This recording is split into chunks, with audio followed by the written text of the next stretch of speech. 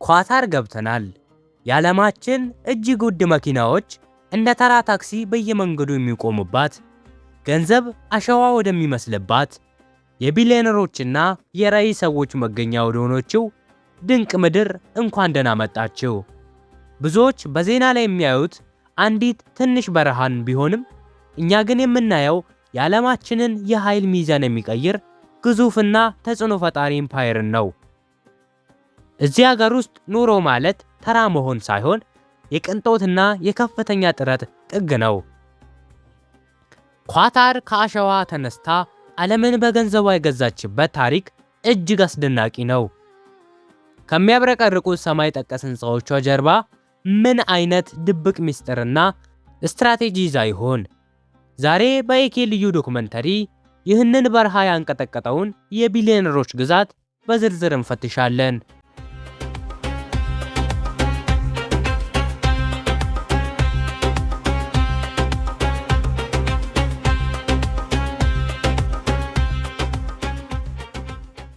ኑሮ በኳታር የሚጀምረው ከከፍተኛ ምቾትና ግርማ ሞገስ ነው። ለኳታር ዜጎች ወይም ኳታሪስ መንግስት ሁሉንም ነገር አሟልቶላቸዋል። ይህም ከነፃ ትምህርት እስከ ነፃ ሕክምና እንዲሁም ከቀረጥ ነፃ የሆነ ገቢና ለመኖሪያ ቤት መስሪያ የሚሆን ከፍተኛ የገንዘብ ድጋፍ ያካትታል። ነገር ግን የሀገሪቱ እውነተኛ የምጣኔ ሀብት ሞተር 88% የሚሆነው የውጭ ሀገር ዜጋ መሆኑን መዘንጋት የለብንም። እዚህ ሀገር ውስጥ ለሚለፋና ለሚተጋ ሰው የገቢ ጣሪያ ሰማይ ነው። ከኢትዮጵያ፣ ከእስያና ከአውሮፓ የመጡ በሚሊዮን የሚቆጠሩ ሰዎች የኳታርን ቪዥን 2030 እውን ለማድረግ ሌት ተቀን በትጋት ይሰራሉ። በዘፒር ኳታር ሰው ሰራሽ ደሴት ላይ ያለው እጅግ ዘመናዊ የቅንጦት ህይወትና በኢንዱስትሪ መንደሮች ውስጥ ያለው ጠንካራ ስራ የኳታር ሁለት ተመጣጣኝ ገጽታዎች ናቸው። ይህ ኑሮ በደስታ በስኬትና በከፍተኛ ውድድር መካከል ያለ ረቂቅ ስፌት ነው።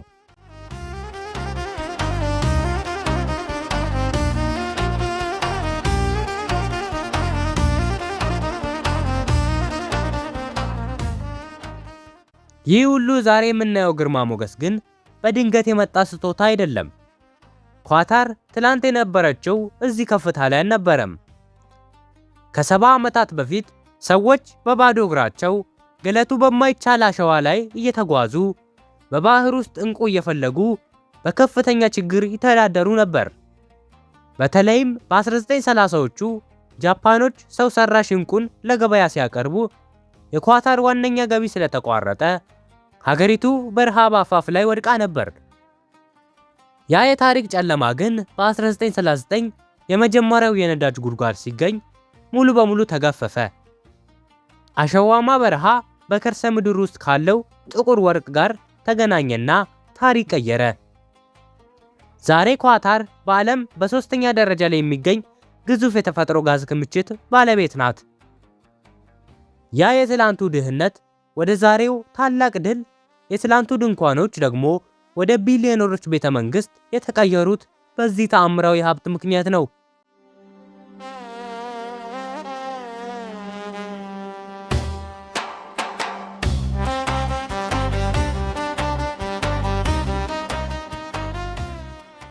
ለአንድ ተራ ተመልካች ኳታር ማለት ነዳጅ ብቻ ልትመስለው ትችላለች። ነገር ግን የኢኮኖሚ ስትራቴጂው ከዚያ እጅግ የጠለቀ ነው። ኳታር በዓለም ላይ ፈሳሽ የተፈጥሮ ጋዝን ወይም ሊኩፋይድ ናቹራል ጋዝ በመላክ ቀዳሚ ሀገር መሆኗ ብቻ ሳይሆን ይህንን ሀብት የምትጠቀምበት መንገድ ያስደንቃል። የኳታር መሪዎች ነዳጅ ቢቆምስ የሚለውን ጥያቄ ቀድመው በመመለሳቸው በየቀኑ ከሚሸጠው ሀብት የሚገኘውን ትርፍ ወደ ኳታር ኢንቨስትመንት አውቶሪቲ ያፈሳሉ። ይህ ተቋም በዓለም ዙሪያ ከ450 ቢሊዮን በላይ ዶላር ሀብት ያስተዳድራል። ለምሳሌ ለንደን ከተማ ውስጥ ከእንግሊዝ መንግስት በላይ መሬትና ህንፃ ያላት ሀገር ኳታር ናት። እንደ ቮልክስዋገን፣ ሃሮድስ እና ሄትሮ አየር ማረፊያ ባሉ ግዙፍ ተቋማት ውስጥ ኳታር ትልቅ ድርሻ አላት። ይህ ማለት የተፈጥሮ ሀብቱ ቢቀንስ እንኳን ኳታር ከዓለም አቀፍ ቢዝነሶች በቢሊዮን የሚቆጠር ዶላር ማግኘቷን በዘላቂነት ትቀጥላለች ማለት ነው።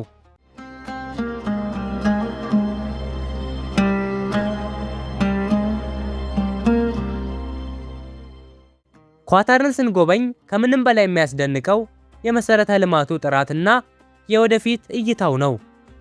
ለምሳሌ ያህል የሉሳይል ስማርት ሲቲን ብንመለከት ይቺ ከተማ ከጥቂት ዓመታት በፊት ባዶ አሸዋ የነበረች ሲሆን ዛሬ ግን ከ45 ቢሊዮን ዶላር በላይ ወጪ የተገነባች የዘመናዊነት ተምሳሌት ሆናለች።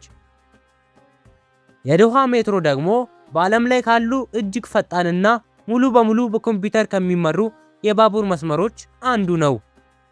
ሀገሪቱን የዓለም አቀፍ ቱሪዝምና የቢዝነስ መዳረሻ ለማድረግ የታለመ ትልቅ ኢንቨስትመንት ነው። ከፍ ለማድረግ የተገነቡ የድል ምሰሶዎች ናቸው።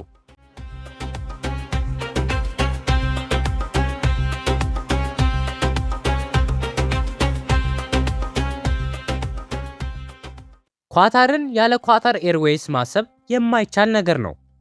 ምክንያቱም ይህ አየር መንገድ የሀገሪቱ ተንቀሳቃሽ አምባሳደር ነው። ለተከታታይ 7 ጊዜ የዓለማችን ምርጥ አየር መንገድ ተብሎ የተመረጠው ይህ ኩባንያ ኳታርን ከዓለም ጋር የሚያገናኝ ትልቁ ድልድይ ነው። በየዓመቱ በሚሊዮን የሚቆጠሩ መንገደኞች በዶሃ ሐማድ ዓለም አቀፍ አየር ማረፊያ በኩል ያልፋሉ። ይህ አየር ማረፊያ ራሱ እንደ አንድ ከተማ የሚቆጠርና የቅንጦት መገበያዮችን የያዘ ድንቅ ሥራ ነው። ኳታር ኤርዌይስ ዛሬ ከ150 በላይ የዓለም ከተሞችን ያገናኛል። ይህም ማለት አንዲት ትንሽ ሀገር የዓለምን የጉዞ መስመር ተቆጣጥራለች ማለት ነው።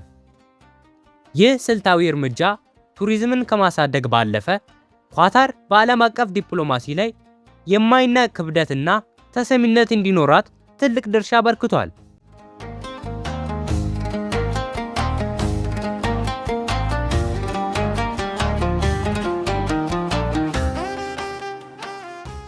ኳታር በዓለም ላይ ካሉ እጅግ አስተማማኝና ሰላማዊ ሀገራት መካከል በቀዳሚነት ትጠቀሳለች። የወንጀል መጠን እጅግ ዝቅተኛ በመሆኑ ሰዎች በማንኛውም ሰዓት ውድ ንብረታቸውን ይዘው በሰላም መንቀሳቀስ ይችላሉ። ይህም ለውጭ ዜጎች ትልቅ መሳቢያ ሆኗል። የሀገሪቱ ባህል ደግሞ የአረብን ጥንታዊ ወግ ከዘመናዊ ስልጣኔ ጋር በአስደናቂ ሁኔታ አገጣጥሞ ይዟል። በሱቅ ዋቂፍ ጥንታዊ ገበያ ውስጥ የድሮን ኳታር ሽታ እና ድምፅ ስታገኝ፣ በጥቂት ደቂቃዎች ውስጥ ርቀት ላይ በሚገኘው መሽሪብ ደግሞ የወደፊቱን ቴክኖሎጂና ስነ ህንጻ ታያለ። ይህ ጥምረት ነው ኳታርን ለየት የሚያደርጋት። ስራ፣ ሰላም፣ ወግና ዘመናዊ ምቾት በአንድ ላይ የተገናኙባት ልዩ ምድር ናት።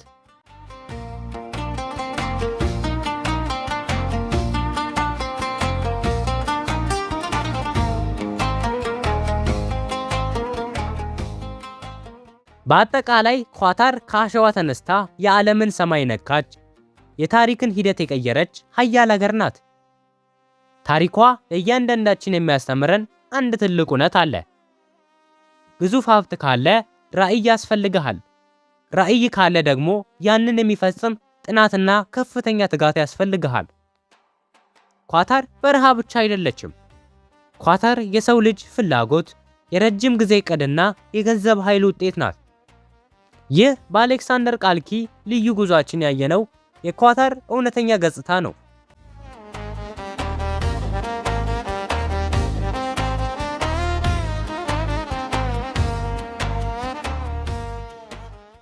ስለ ኑሮ በኳታር ያላችሁን አስተያየት በኮመንት አጋሩኝ።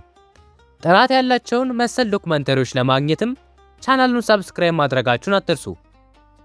በሚቀጥለው ቪዲዮ እስክንገናኝ ድረስ ሰላም ቆዩ።